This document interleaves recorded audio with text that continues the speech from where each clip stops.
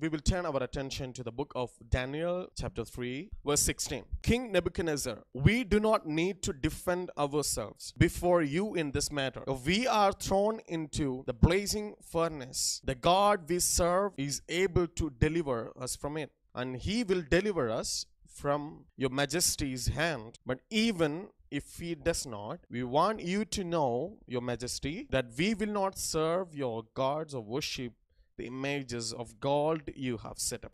King Nebuchadnezzar had a thought in his heart that, let me make an idol and make it stand before the people, and everyone start worshipping that idol when I asked them to do it. And that was the time these three boys were there, and they were asked to worship the idol like King Nebuchadnezzar is doing. And Nebuchadnezzar is insisting on them and asking them, if you are not doing, you're going to die. I'm going to put you in furnace, and nobody is going to save you. The reply is what really interesting. We really admire you for what you are.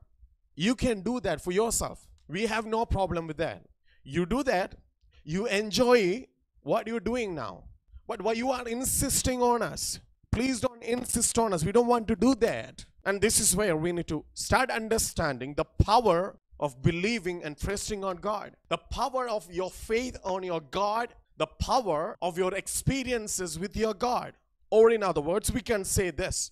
The power of your testimony is really good enough, strong enough to defend your faith, your life. Even when the opposition is stronger than you, even when the opposition is powerful enough to destroy you, the strength of your faith, if it is really strong enough, and then you will start speaking in the midst of the trouble, and you will say not just a word of faith that believing that God will do the miracle for me, but the word of faith that believing that my experience with my God is good enough for me in my life to not to do what has been insisted on me. So here we have seen two areas. One, the faith that you have on the miracles that you have experienced thus far in your life.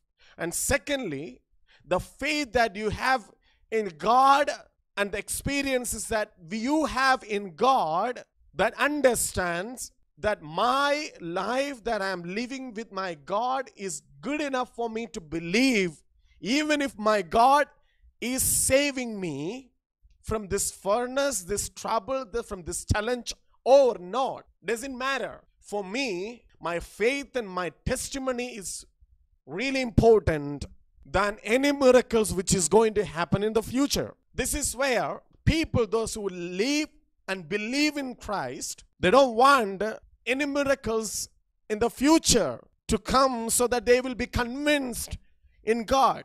For those people believing in God, they don't need miracles and extraordinary things to happen in front of their eyes, but they want extraordinary things to happen in their heart.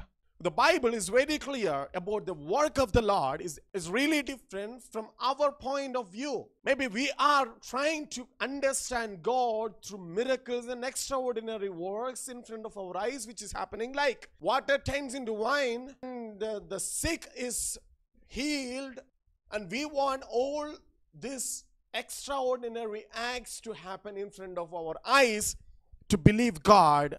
Not everyone, I would say some of the people, where Satan is really strong and powerful to take your faith to take the word of God from your heart and make you a blind person who is not really trusting in God but trusting in miracles. Any person who can do a magic or gimmick can take their faith away if you are just believing in miracle.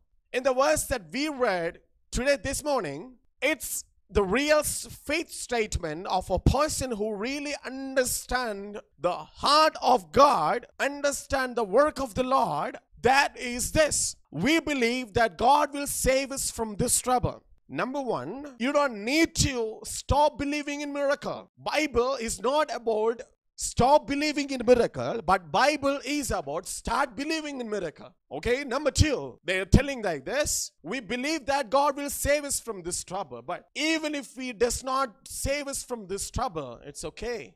We don't care. We have no problem, but we are not going to be a failure in our faith. We are not going to let you to take our faith away from our heart. The life that you have with your God, the testimony that you have with your God is not just about miracle, but it is also about miracle. But mainly, it's about your experience with your God. And mainly, it's about your relationship with God, your covenant that you are having with God. That means you need to start living your life with God, not from a miracle. That means your foundation should not be in amazing works or miraculous work in front of your eyes, but your life should be starting from the love of God. People are seeking miracle, for they are trying to get convinced.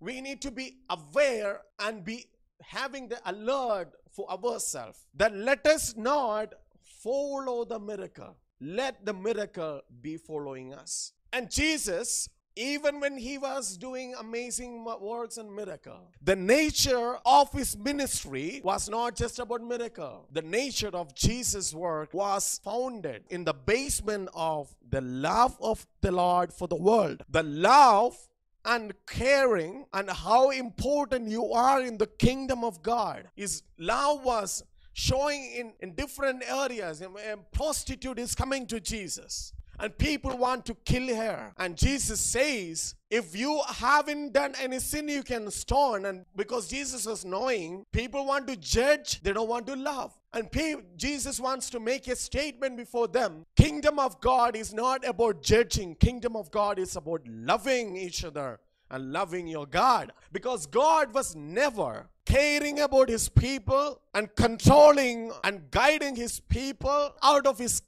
hatred, proving his superiority over them. But God was doing everything. God was taking care of them. God was controlling them. God was guiding them out of his supreme love for his people that he has called out. That means individually, God is loving me and you this morning time and understanding every struggles that you are going through, and your mind is concerned, your heart is concerned of anything this morning. God is concerned too. If you are crying this morning, and God is crying too. God is crying along with your trouble. God is sorrowful along with your sorrows, because he is not just a controlling God. He's not just a God who wants to prove his supreme power over the people, but he wants to tell you that I love you. Don't be fearful about your future.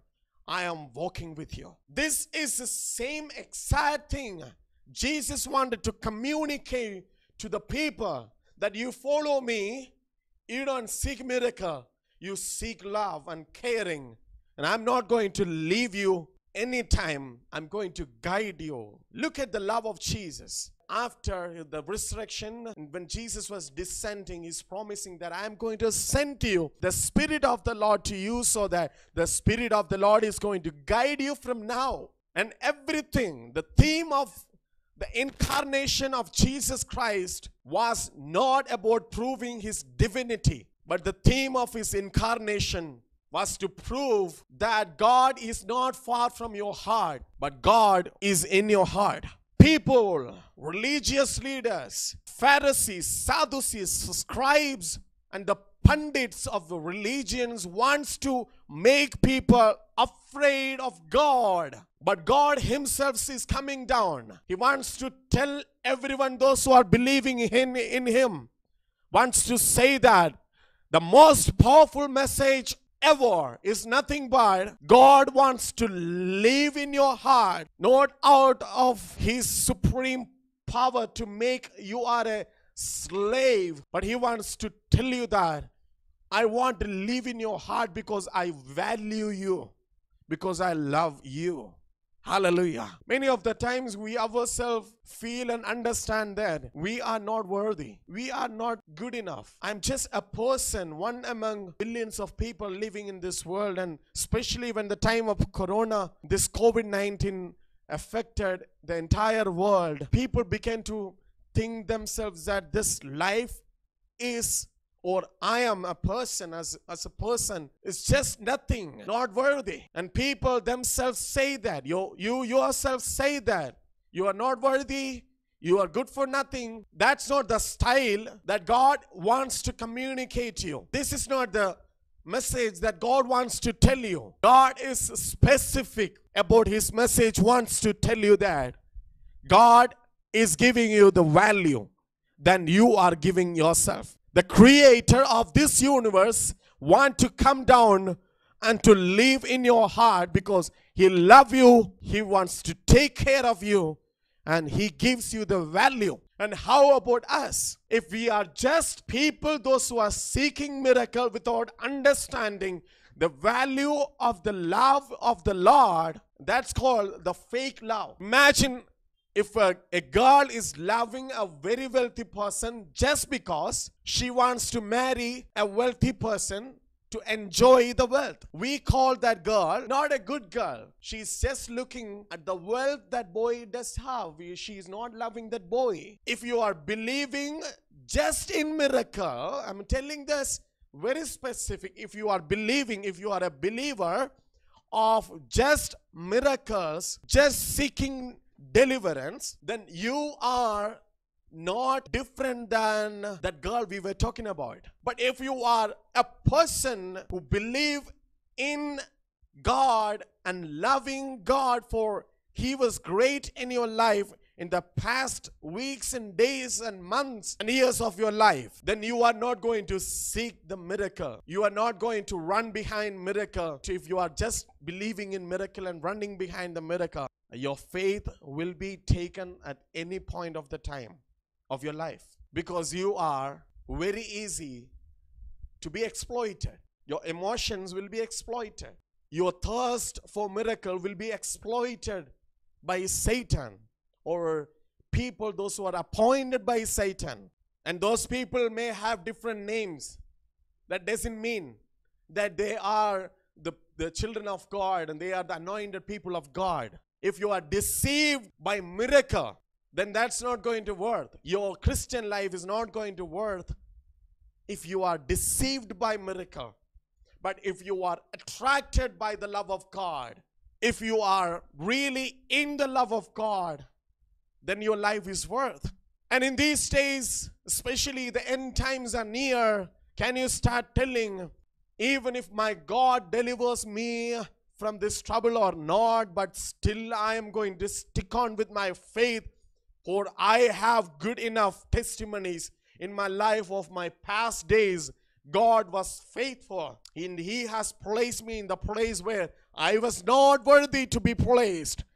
But He has chosen me, and He has placed me, and He has given me the gifts that I was not worthy about. And He loves me, and He lives in my heart. This is the message that you need in these days, especially during this lockdown time, the trouble time, the time of your challenge. Hallelujah. In the coming days, I want every one of you to stand along with the message of God who has given in your heart. The message is nothing but, I love you and I want to live in your heart. How many of you can say this morning, Lord, I love you. I want you to come in my life, and I welcome you, Holy Spirit, to my life, Lord. Can we all stand on our feet in the place where we are? We are going to pray together. Thank you, Jesus, for this Sunday morning time you've given in our church, in our life, Lord. I pray for everyone, those who are watching this live stream.